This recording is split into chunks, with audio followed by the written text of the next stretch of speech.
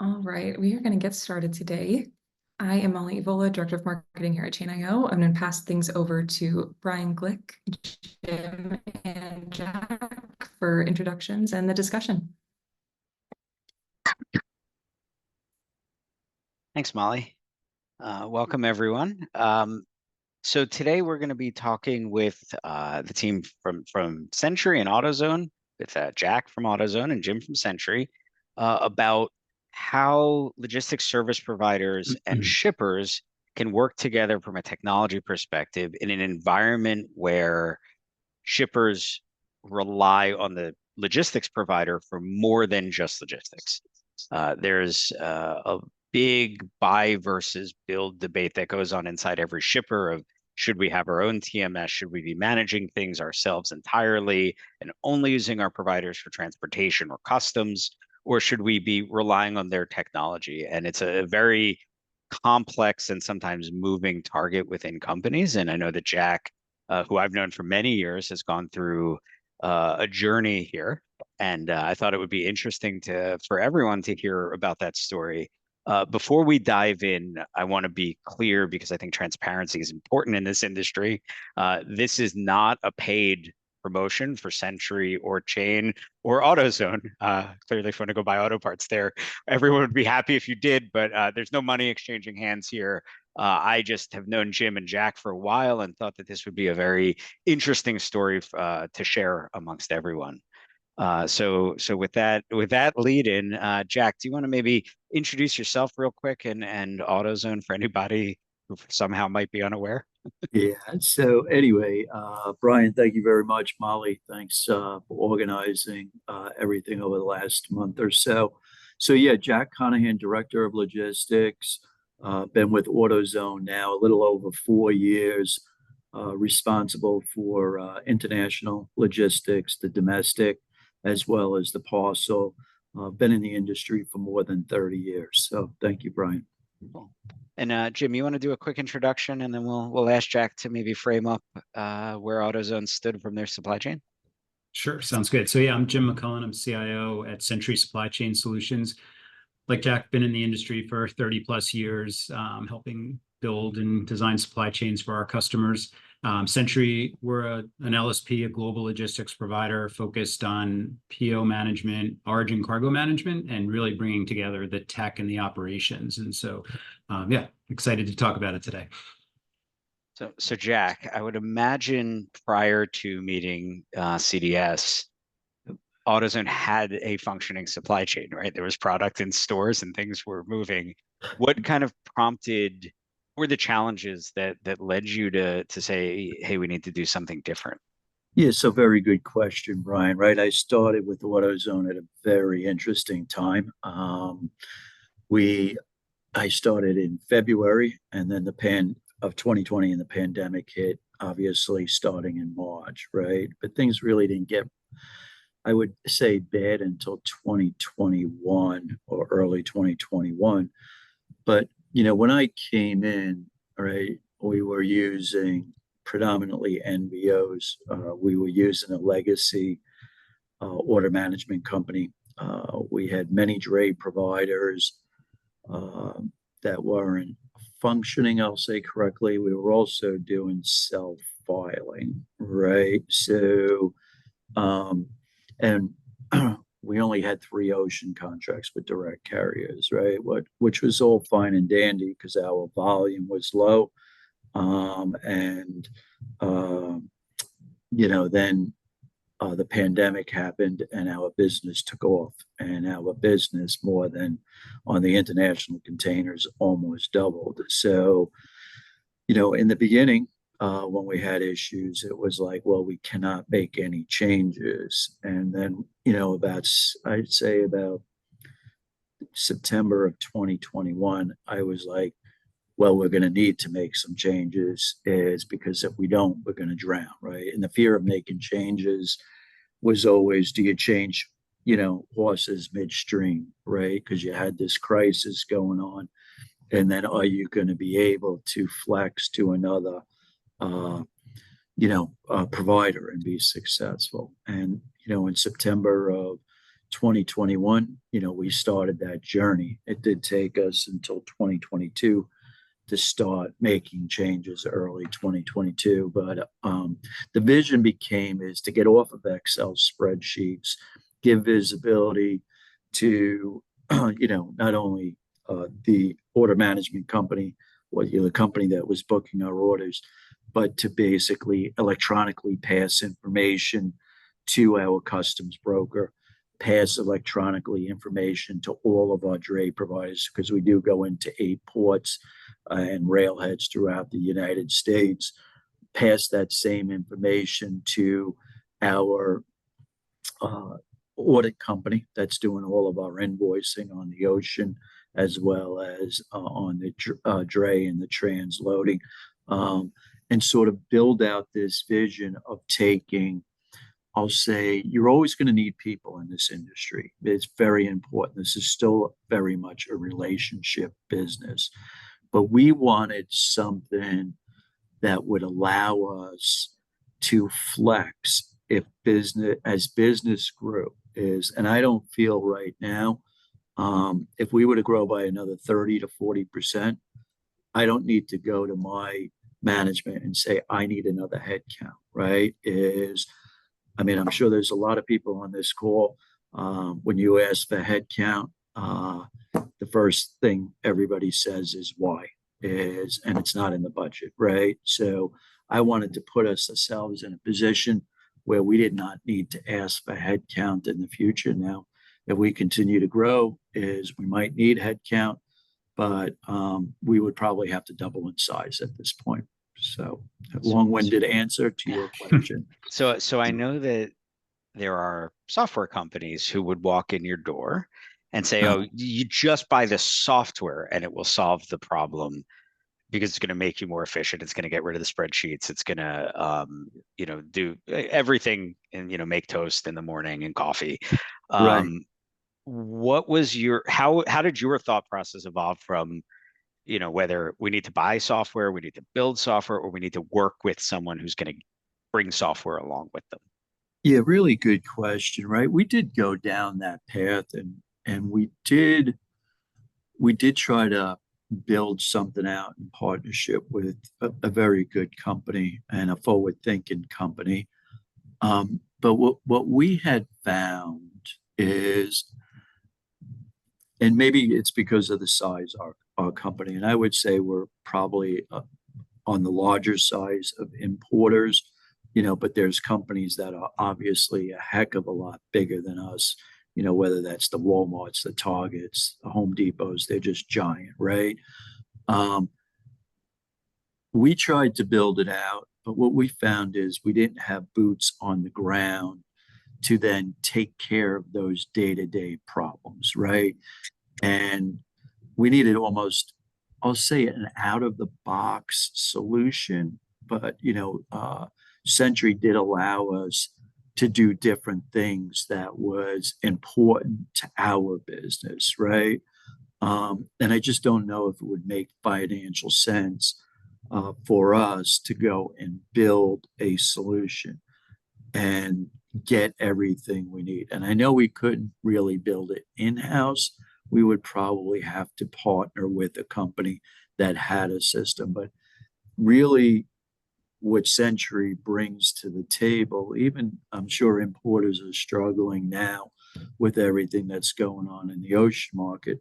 I don't know where we would be if we didn't have that Century personnel over in Shanghai, in different parts of China, trying to secure those bookings and communicating that back to us day to day. Not only communicating it, but electronically sending us updates, right, of where we're at, so we can chase those ocean carriers or an NVO and try to get space, right? So for us, it just didn't make sense. I'm sure for different people, it does make sense, but that boots on the ground, day-to-day operations is very important to us.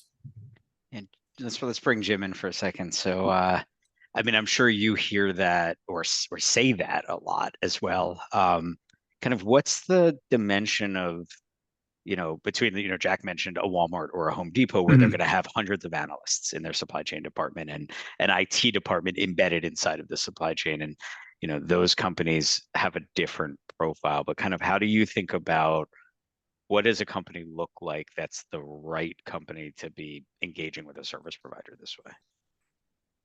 Yeah, so I think Jack brought up some really interesting points, right, around being able to grow your supply chain without having to add headcount, being able to deal with the crisis of the day, which every day seems to be another crisis in supply chain these days, right? And so, I don't know that there's a specific profile. I mean, we deal with customers anywhere from 1,000 containers to hundreds of thousands of containers. I think it comes down to more that mentality of, do you want to own and take responsibility for all of the technology, or do you want somebody like Century to manage that component of it on your behalf, along with the operations side? So, what we bring to the table is a really nice blend of the technology and the operations, but also the data, right? And, Jack mentioned all the data moving around. And, as an LSP with the technology, it's our responsibility to make sure that data is right, is complete, is accurate.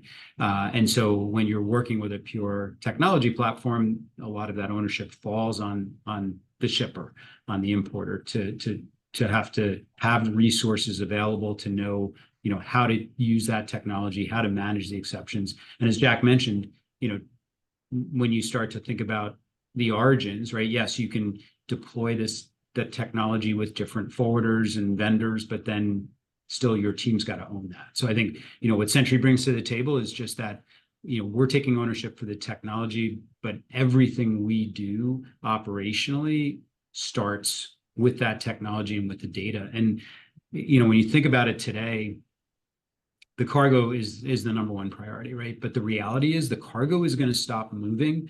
The product is going to stop moving if the data is not there, right? So think about, product hitting your distribution center. Well, if there's not a receiving plan for your DC to be able to scan cartons into the warehouse, that's stuck, right? Or your containers are sitting at the port and you don't know that they've arrived, or your trucker, as Jack mentioned, your dray carrier hasn't been notified that they're there to be picked up right now, or your customs broker is searching for documents trying to clear freight, right? So the data becomes just as important as the product itself in the overall supply chain cycle.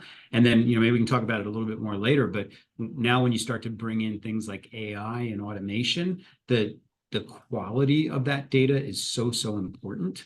And being able to know that you're going to one source of truth to get it. So Jack mentioned, in the beginning that they used to deal with a lot of emails, a lot of Excel spreadsheets, and our platform is called Visib.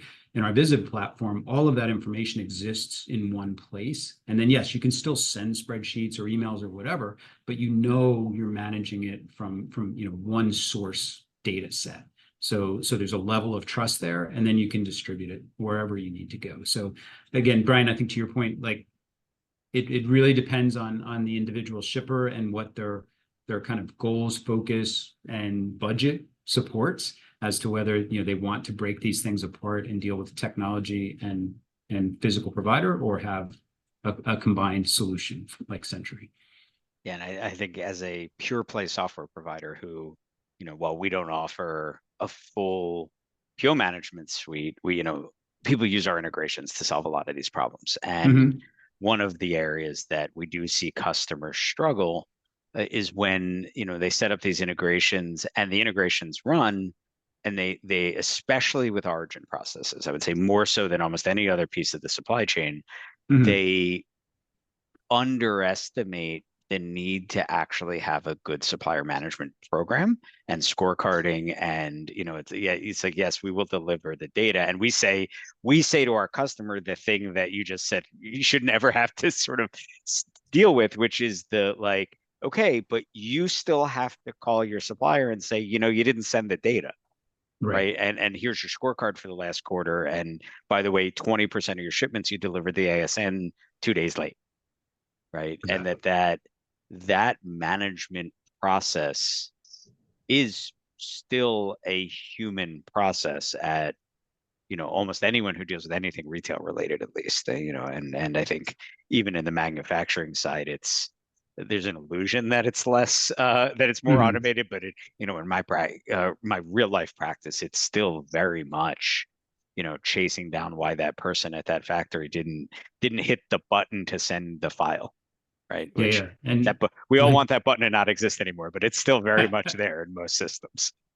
well, So and it's true because that's where we see, in best, kind of practices in companies like AutoZone, where you've got that control in place. And so you have a level of trust that these factories are going to do what they're going to say they're going to do, right? And that's where the real challenge comes in, is if, like, you set a shipping window for a 2-week period and 30% of your vendors hit that shipping window, well, how can you plan anything from that, right? Like, how can you forecast to carriers what you're going to need from a container capacity, forecast to your distribution centers what's coming in, right? So to your point, Brian, like, you've got to build that trust level with the vendors to start with, so that you know what's happening on that front end of the supply chain, and then you can even go earlier than that, right, and look at the production planning and all of those kind of things. But again, you need that kind of common technology, and Brian, to Jack's point, the people to support it at each of those origins. So with people comes culture, good or bad. Jack, kind of when you think about providers, and I know across your career you've worked with quite a few, kind of no matter what tech, those people still need to work well with your people, and kind of how did that impact your thinking, and when you kind of went through a selection process here? Yeah, I mean, I think, right, when we're looking for companies, right, I think if you're doing international logistics and all of the trials and tribulations that come along with it, right, you just want a company that is going to, you don't mind if the company says no, if no comes along with a reason why it's no, right? But too many times people fall into no, or companies fall into no, is because there's hurdles, right, to get over, and it's too much to do, right? So the culture that I wanted to move forward with, right, because we totally radically changed the supply chain in about a 2.5, 3 year period, was companies that were going to say yes. And I have found that companies that we have worked best with, might be, family owned or family styled, right? Is, on the drayage side, on the brokerage side, sort of like more of a boutique. And I would say that Century falls into that. I can, reach out to Century, right, and say, I got this issue, I want to solve this problem. Nobody says no. Is Everybody says we'll look into it, or we've resolved this issue prior, right? That's what I'm looking for in my provider base, right? And that would go even to ocean carriers and NVOs. No is fine as long as it's a valid reason why no is no, right? But we're here to solve problems, right? All of us, that's what we get paid to do. Um, so that's the first thing I look for in culture, right? And that's sort of, AutoZone is a very unique culture unto itself, right? Our senior executives are very on top of the business, right? So if I have companies saying no, I gotta answer to my senior executives. I'm not going to be able to dance between the raindrops on that, right? So that's what we've found in Century, and that's what we've really have found in all of our providers that we have chosen over the last 2.5 years. So Jim, I've been on your side of this relationship several times in my career. And I know that there are customers who bring those challenges in a way that aligns them for success. And there are ones Mhm. who just sort of throw problems over the wall, or don't even understand what they're asking for. So, what are some of your thoughts on what shippers can do when they're bringing this kind of challenge to a provider, to kind of arm themselves for success? Yeah, it's a great point. And it's, I think first off, it's really thinking about, rather than trying to immediately solve it, what is the goal that you're trying to achieve, right? And being able to communicate that goal to your service provider first, and then let them work with you to figure out what that right solution is. Sometimes we'll have customers that are so fast to tell us this is the solution, this is what I want, right? And it's really easy too at times for our customer service team or whatever to be like, okay, that's great, we'll go build it, right? And then you build it and you come back and realize or deliver it that it doesn't meet the goal that they were trying to achieve, right? So I think communication is really, really critical, and recognizing that our best customers are partners, right? And they want to work together to improve their supply chain, but be realistic in what they're asking for. And so being able to define, like, what are you trying to achieve, and then working through the details of how do we get there.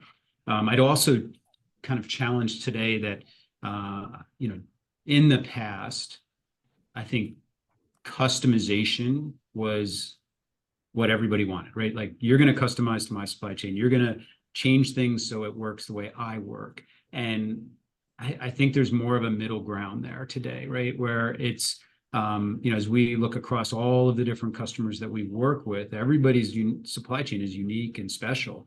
But the more commonality that you can find, the more longer term value you're going to get. And again, as I look into, as we're automating technologies and using some of these new tools that are out there, if you have so many different work paths to get to the same result, it can become really, really challenging to be able to automate that or layer on like AI type technologies on top of that. So, I would say to shippers out there, be willing to adjust a little bit, right? We can get you to the goal that you want to get to, but we may have a different way of achieving that, and just be open to it. I think I watched a lot of companies. I've probably been involved in maybe 7 or 8 SAP implementations over the years from the sidelines with different customers. And one of the things that I learned through the first say 4 or 5 and then passed on in the last few was, you buy SAP because it's going to implement better business processes in your company, not because the tech. You're not buying it for the database, right? You're buying it because it's going to optimize. So if you go into it and say, we have to operate the way we did yesterday on this new technology, that's where the mods start coming in. And they're an early indicator that you're not going to get the benefit of the software, right? That if you're, approaching a provider and saying, hey, I run my origin processes this way. I run my supply chain this way. I only move things through the Panama Canal, and I only do blah, blah, blah, blah, blah. And I'm not willing to listen to you for a network redesign. I'm not willing to listen to you for changing our SLAs or updating our vendor manual or any of the, optimizing free trade agreements. Well, then frankly, just go to whoever's cheapest and move on, right? Because you're not going to get any better by using a more premium provider. So. Yeah, that's fair. And I think, you're, to your point, being able to take advantage of that to kind of advance your supply chain, right? Like, again, it works the way it is in calm times, right? And Jack brought that up in the beginning, right? With COVID, everything changed. And so we're seeing more and more of these crisis situations, right? And your supply chain needs to be able to quickly adapt and adjust. And the more custom your supply chain is, at times, the harder it can be to adjust. And it's to your point, like on SAP, right? Like if you keep it out of the box and use it the way its core is designed, you can upgrade easier, you can take advantage of new features easier. If you've gone in and really heavily modified it, you kind of get stuck in where you are. And we've had some customers that have basically SAP users that are, customers that have gone in and said, we're going to do a complete refresh and there's no customization. And we're going to adapt our operating processes to match to that. So yeah, it's, I think it's something to always be cognizant of is, do you really want to customize so much, because it can be a limiting factor in the future. So you mentioned new technologies and being able to invest in, advanced analytics and the like. Jack, if you were to go to your internal IT department and say, "Hey, I really want to invest in new technology to do AI to optimize, a free trade agreement or HTS because there's something esoteric," do you have the internal expertise in IT to support something very, I'm gonna say, technical Yeah. on the trade side, or is that where you have to go to a provider? Yeah, I think, right. There's not enough. Well, first of all, every IT department, right? I mean, I joke with my IT guy is, I call him Jeff. I have no resources. So anyway, so, but the other thing becomes is, the international is a little different, right? And the IT doesn't really understand it. I mean, landed cost comes to mind immediately. If I was to dump that onto my IT department, I would probably have to spend 2 weeks talking through that with them and how that it all works and connecting all of the dots for them. But I don't know if there's the expertise, and I don't know, it becomes is what's the company's appetite for building something out, right? I found it in everything that we've done, thus far, right? It comes down to really the only thing we're sending to our partners, Century, is an 850, the purchase order information.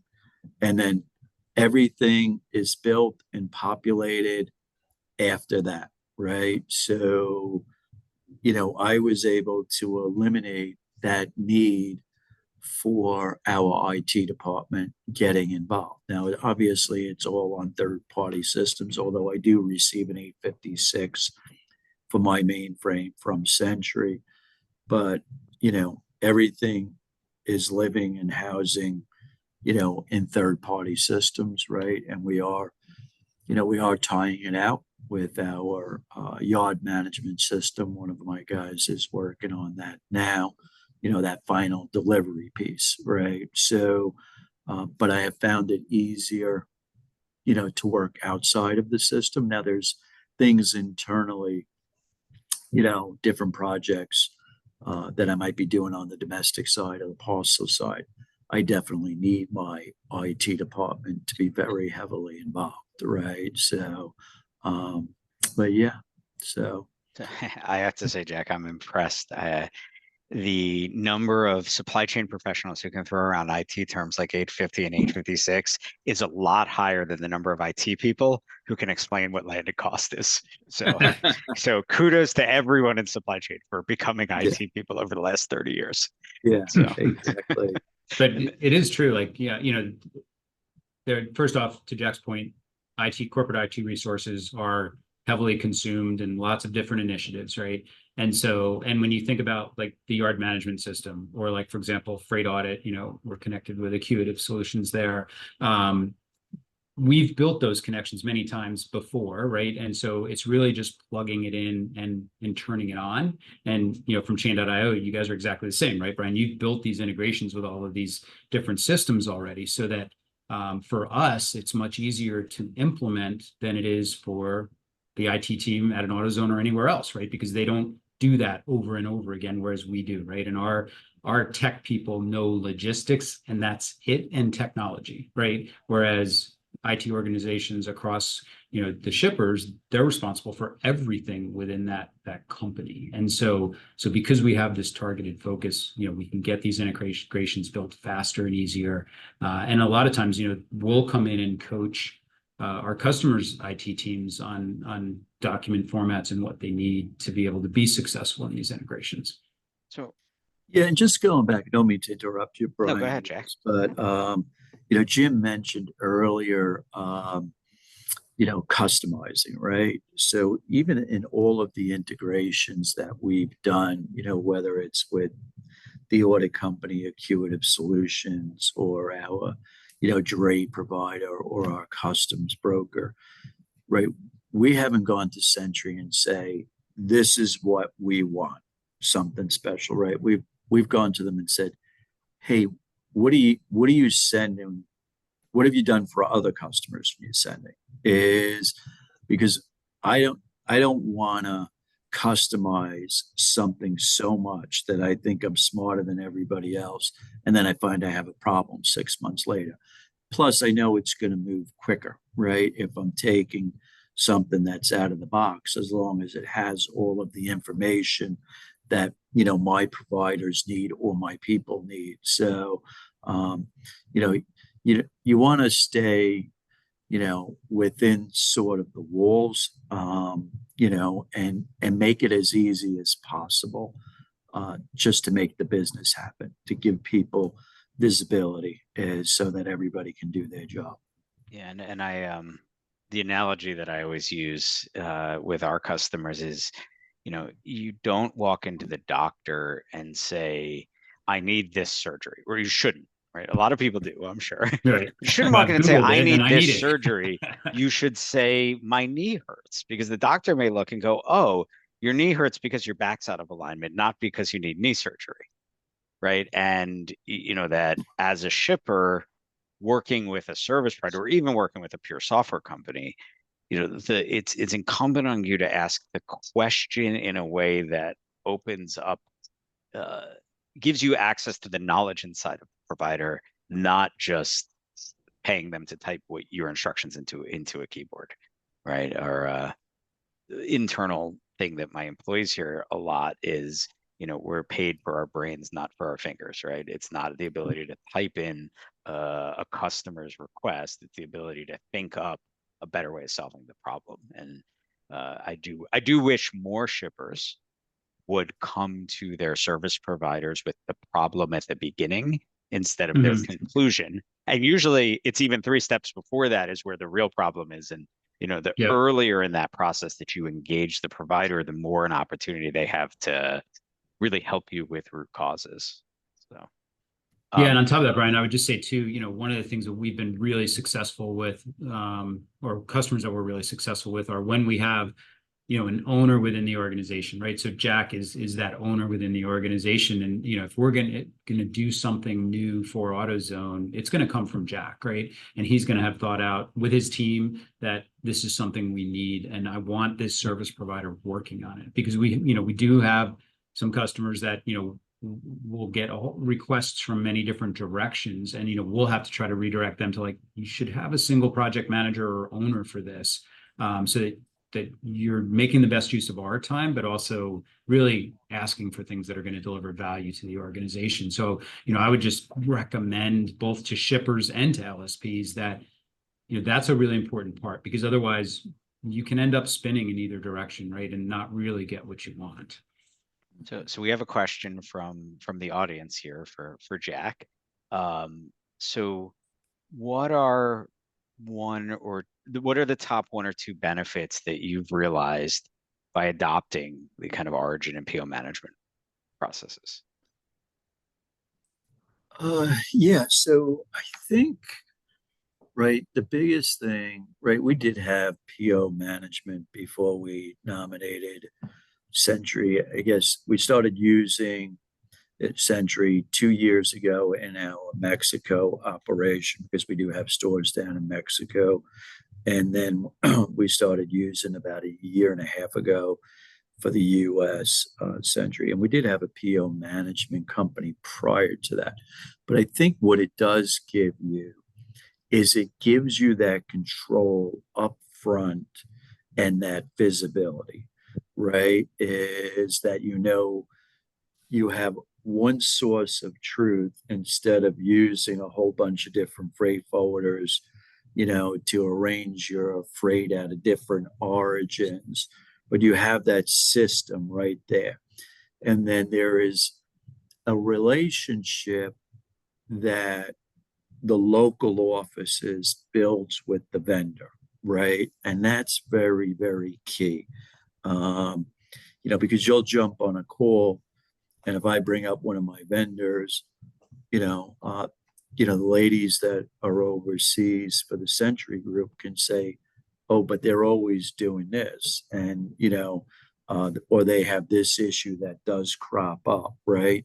So you do have almost a visibility from 7,000 miles away onto what's going on locally, right? I mean, I did have some origin costs a couple of years ago, and or a year ago or so, that we were trying to figure out and go through. Um, and I am FOB, but trying to understand the difference between Qingdao and Shanghai and Dalian, how the origin fees were, right? I was able to get on a call with one of the Century personnel, and he was able to walk me through it. And it actually, I mean, I'm at this international game for 30, 35 years. It totally blew my mind. I never knew all this, I'll say, BS went on behind the scenes, right? So, I mean, I think that becomes, it becomes the system. You have everything, and then you can start with the right provider managing that data, and who gets that data moved, right? Is to what other third party provider you have, right? To make your life easier, to make their life easier, whether it's the customs broker putting together an entry, or it's the trucker who wants visibility to what's on the water, or in transit, I should just say, 2 or 3 weeks prior to the arrival. So, I think Jim has said it in such a way, right? The data is power. And you could go back, I'll date myself 20, 25 years ago, when you used to have shipping and documents, was dispatched in pouches. Stacks of them, right? Yeah, I used to carry those boxes around the office. Right. That was my job. But if it's almost is, if you didn't have those documents, you might not have had the shipment sitting on the vessel or have arrived, is because you're not going to clear customs. I almost look at the data the same way right now. Mhm. Is you can do all this shipping. I mean, I don't need a Century to do me. I can go get any Joe Blow to basically book freight with me. But if I don't have the data at this point, I need an army of people, is to make sure my shipments happen and to track shipments in an Excel file, right? So, it's all about the data at this point. And it makes your life easier. So This is leading me to a little bit of an abstract question, but I'm interested in both of your opinions on this one. When I first worked in PO management, it was about 25 years ago. And we spun out a separate company to do our PO management software. So we were freight forwarder and customs broker, and then we literally made a separate company with a separate brand identity. And Jim, you have technology inside the company that has a name, right? Visive, and Mhm. Yeah. that is conceptually, it's not just our system. It's that doesn't have a name, and it's just Century. It's a product. And actually, Jack, maybe you could answer this first. Like, do you think of the tech as a separate thing that you're buying from the service, or are you just buying a tech-enabled service? Like, how do you think about this in your head? Is it two things or one thing? I think it's one thing, I think, is the best way to answer it, right? Right, I don't know, it's 2021, right? When I started putting on paper what my vision was. But my vision was not only to have a company that I could have a partnership with, but that did have the technology and that could move data. So I look at it as all in one, right? Because there are several good companies out there, but do they have the combination of the both, right? Is the people and the technology, right? So I almost look at whether it's order management, PO management, whatever you want to call it, but every facet of the business that way, right? I think my broker has the best technology and is able to provide me visibility. The truck or dray provider that I'm using as my main provider has technology. Probably some of the best, is, even though it's very simplistic, of any provider out there, right? So I'm weighing these things as sort of all in one, right? I mean, I'll ask the question, and I mean, it's mainly driven towards dray providers now, is what's your technology? And if they answer Excel spreadsheet, it's like you're moving on and quickly, right? Um, but you know, if they do have technology, you want to understand what they have and how they're going to communicate, how it's used, how does your people use it? Are they able to pass files, right? Are they able to integrate with your, you know, freight order company, right?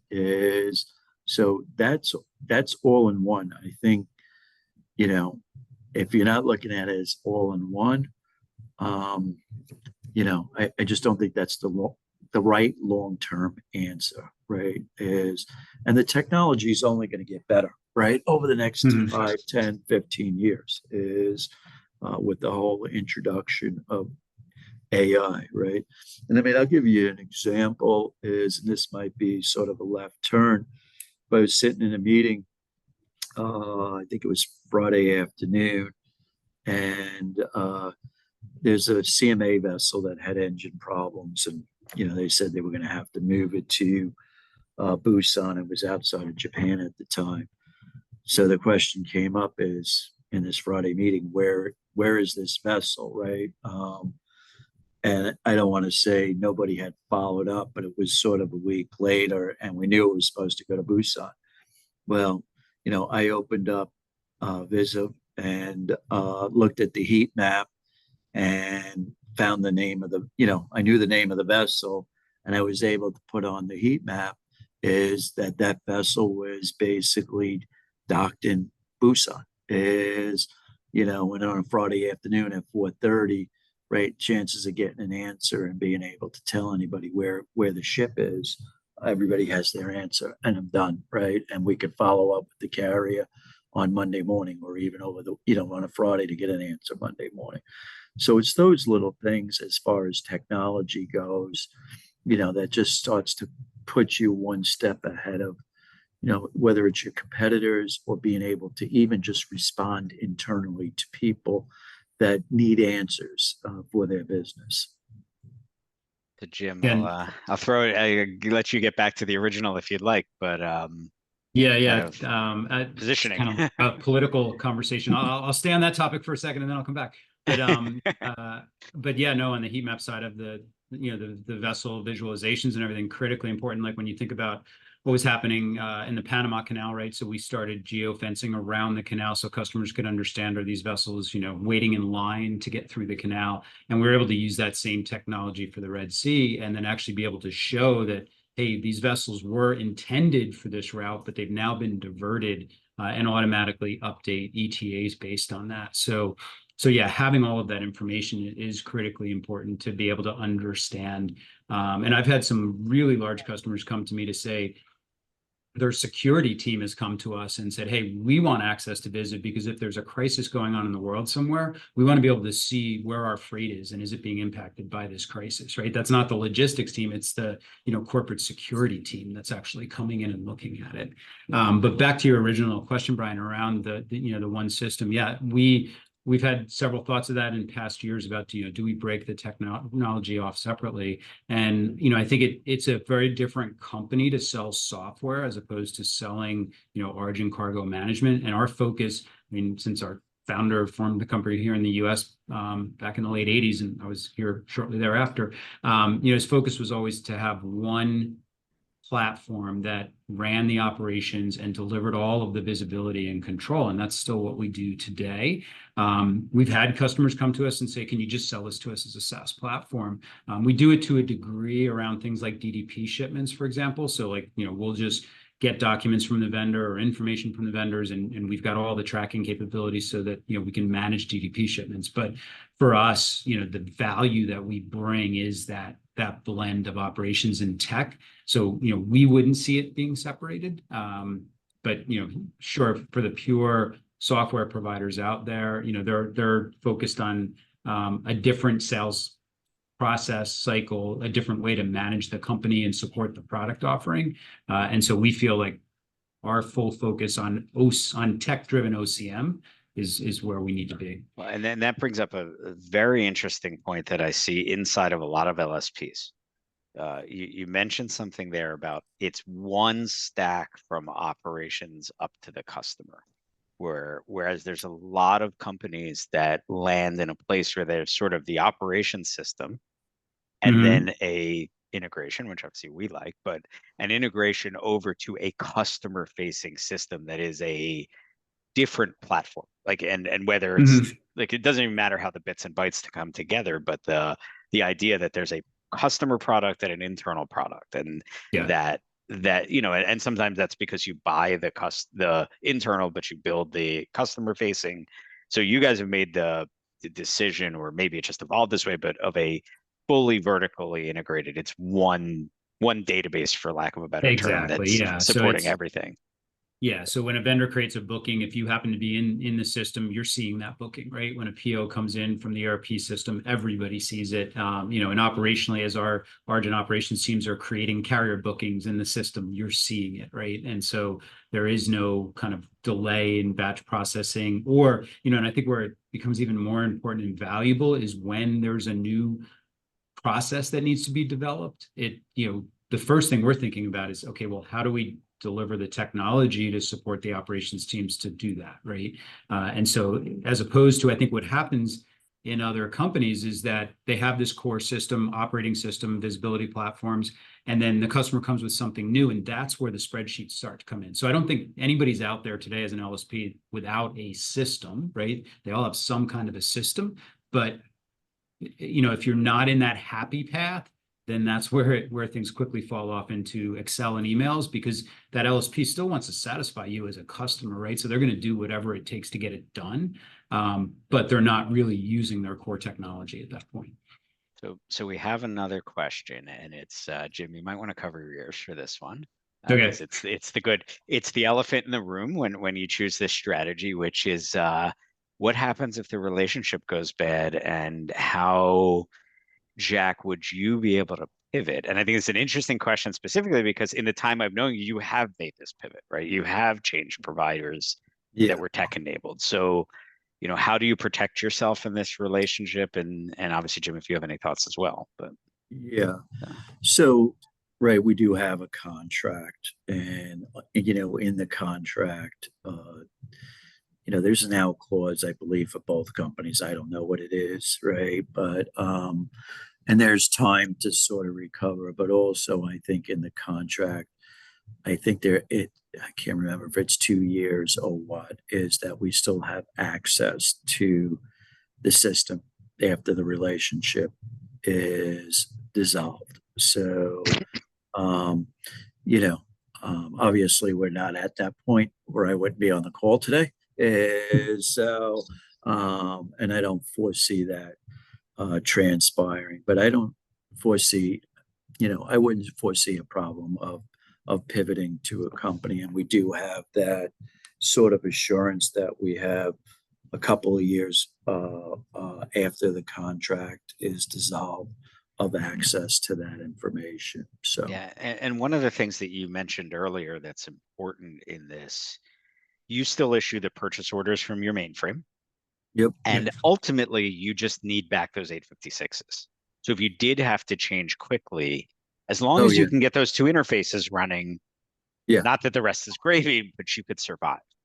you can survive. You can survive. It might be, you know, I mean, doing anything in short or whatever, right? If we were going to dissolve the relationship, we would have to plan ahead, right?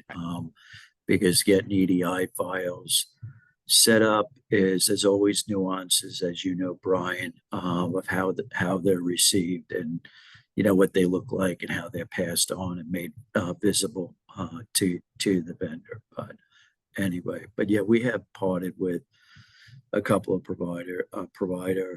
one provider that comes to mind, and there's a couple of others from a technology standpoint, you know, and the transition, it's not easy, but you know, you get it done in the time frame that's allowed. We actually have, or go ahead, Jim. No, I was just going to say, I think, you know, it's really no different from a technology perspective.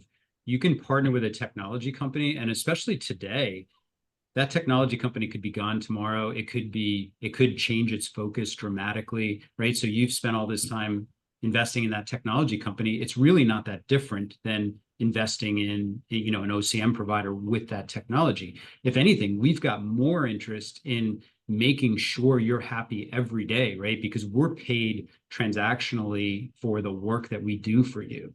And so, like, there's a real incentive there for us to keep adding more value. And I can tell you, like, you know, we do QBRs with all of our customers, and, you know, there's constantly this, okay, what's next? You know, what else can you do for us? And, you know, when you're working with a pure software provider, I mean, I have, you know, lots of tech companies that we use for, you know, different components and things like that. I got to get on a list, right? If I want a new feature in that from that tech company, I can put my name in there and maybe they'll do it. Maybe they won't respond at all, right? And whereas with Century, Jack's going to call me if he needs to, and it's going to get done, right? So, you know, I think that's the difference, is that, you know, that you've got more power as that consumer customer, with somebody like Century than you do with a pure tech player in the space. And the reality is, yeah, either one is going to be really challenging to disconnect with, right? Because you've partnered with them. I think on the Century side, you're going to get up to speed faster at less of an internal cost.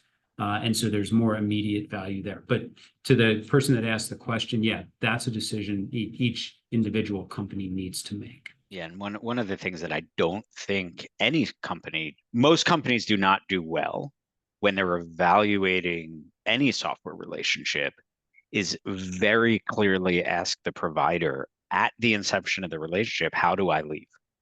Right? Yeah. Who owns the data? What's Yep. your strategy for giving it to me if there's a problem? What's your strategy for, you know, like you mentioned, Jack, supporting through a transition period? But even if, you know, you're right, like they could disappear overnight, what's my exit plan? And we at Chain, and I'll ask Molly to maybe repost this because I know we've put it on LinkedIn in the past. And I'll plug for our LinkedIn feed there, but is actually have slides that we show to our customers before they even sign with us that say, this is what you need to be doing as far as backing up the data and using our APIs and what have you to prepare yourself for an exit date from day one. Right? Because Yeah, it is makes sense. much easier to leave a software provider if you've been preparing to leave since when the relationship was good, as opposed to waiting until, oh my Yeah, God, I when got to it's do bad. this. I got to do this today. You know, same as Yeah. having good backups.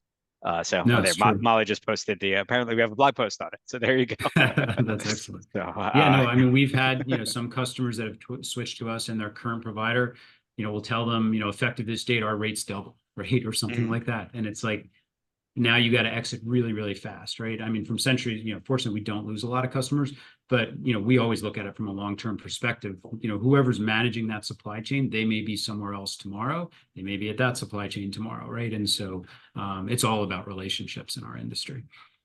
So Yeah, we're running up on time here, but Jack, and I would kind of, just quickly yeah, go say ahead. is, you know, in all the relationships, whether technology was involved or whatnot, hundreds of relationships over the years, really have only had one that really went south, right? I mean, one thing I will say in this industry, companies do handle themselves very professionally. So, but I agree with you, Brian. You need to have a exit strategy as you enter the relationship is if things do go south. So anyway, but continue. No. So, Jack, why don't you take us down the home stretch here? Kind of what have you learned through this journey, and what excites you about the future with this? Yeah, I just think, right, you know, coming from where I did 35 years ago, where everything was manual, you know, very paper driven, um, you know, to where we are in the industry now and what we've been able to do in partnership with Century is just, you know, amazing, right? And we actually are moving, you know, to the next steps with Century is and doing e-documents is, which I'm very excited about. It's not an easy thing to overcome, but because it is a change, but we're going to just continue to grow out, right? We're not going to go fast. whatever we do when we take on, we're going to go slow to make sure it's right, and we're going to have checked all the boxes. There's just, endless opportunities out there for us in our supply chain. So, looking forward to the journey. The only thing is, I just hope the ocean market would just calm down, so that I can just. I thought we were going to get wanna through ride this. the wave. Yeah, without reference. Anyway, but yes, so that's where we're at, and future is very bright. So, thank you. And Jim, what you had mentioned new tech, but like, what are you excited about? What should people be looking forward to in the future? Yeah, so I have one tip, but yeah, from what we're looking forward to, I think absolutely, the AI technologies that are available now and that are getting better every day, I think are finally catching up to logistics, right? Like, you can do them in healthcare, you can do them in all these other industries, but logistics is just insane. And I think, the technology is finally catching up. And so, yeah, I see like a massive evolution over the next year to 2 years where things are going to be done very, very differently in international global logistics. And I'm super excited about it. And it's a lot of the things that our team's working on right now. The one tip that I would just give out to everybody from a shipper's perspective, if you're going to consider a new LSP, if you're going to consider a new partner of any kind, once you get narrowed down to like the top 3, share your document formats with them. So like, for example, if you have an 850 document or an XML document or something, like, everybody's always we can't give you that until we nominate you. Why? There's nothing super confidential about it. And you're going to give those top 3 or 2 or whatever you've decided on the time to be able to look at your data, understand your data, and ask them to come back to you with questions, especially on the PO. Every shipper's PO is different and has some unique catch to it. And you may, by letting those 3 providers see those doc sets and ask you questions, that may help you in the integration and implementation with whoever you do decide. So I would just say, you've got an NDA, be a little bit more open in that final step. Yeah, and I would echo that especially in the sense that that's a really good way to test them. Right? Yeah. Here's what you're going to be my partner. Here's all of our warts, right? The Yeah. amount of RFPs that I've answered in my life, especially on the LSP side, where the supply or the shipper seemed to have the impression that they needed to show off how great they were instead of all of the awful, horrible things that happen inside their company. And then what they end up doing, they end up getting underbid by providers Yes. who, because it looks easy, the provider underbids it and then has to come back and either disappoint them or raise their rates.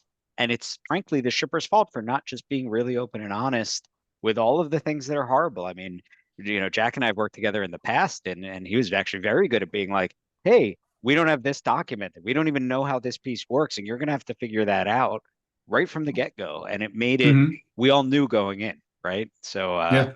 I totally agree with you. So, and I think probably Great. a great place to wrap up here is when we're agreeing on things. Very good. So yeah, thank you, gentlemen. And Molly, I know we'll post the wrap up, and we'll get a link to Century. And if you have trouble finding an AutoZone, just turn out of your house, make a right, and there's probably one right there. So, all right. Well, thank you very much, gentlemen. Thank you, Molly. Thanks, Appreciate everybody. everybody. Have a good day. Bye-bye.